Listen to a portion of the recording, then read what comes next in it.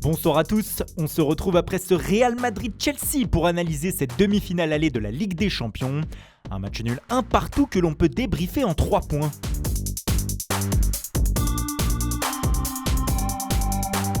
Première constatation, Chelsea décroche un bon match nul ce soir sur la pelouse du Real Madrid. Ce 1 partout et surtout ce but à l'extérieur inscrit par Christian Pulisic offre une légère option sur la finale aux Blues avant le match retour de la semaine prochaine à Stamford Bridge.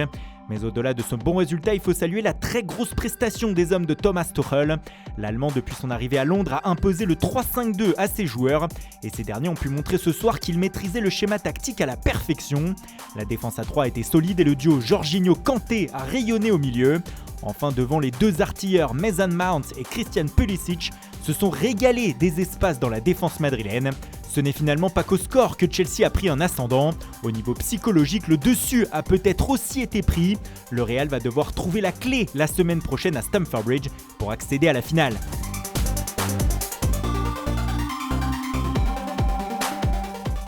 On aurait pu choisir dans cette rubrique Action du match le but de Pulisic, plein de technique et de sérénité, après une ouverture exceptionnelle de Rudiger. Mais on va bien sûr parler du nouveau chef-d'œuvre de Karim Benzema. Le Français est encore venu à la rescousse de ses coéquipiers ce soir en égalisant d'un magnifique ciseau suite à un corner et à 2 déviations de la tête de Casemiro et Militao. Un but important qui permet au Real de rester en vie, mais surtout qui prouve encore une fois la Benzema dépendance de la bande à Zidane. Plus globalement, l'avant-centre madrilène a encore été énorme lors de cette manche allée de la demi-finale.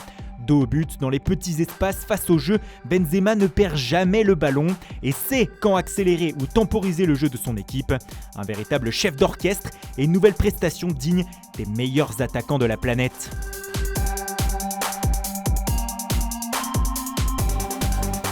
Cependant, malgré Benzema, la prestation du Real Madrid a été plutôt décevante.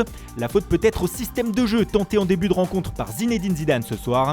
Afin de contrer le 3-5-2 bien rodé de Chelsea, le coach français s'est lui aussi résolu à aligner un 3-5-2. Ceci également pour pallier à l'absence de Ferland Mendy sur le côté gauche de la défense. Mais malheureusement pour Zizou, cela n'a pas fonctionné.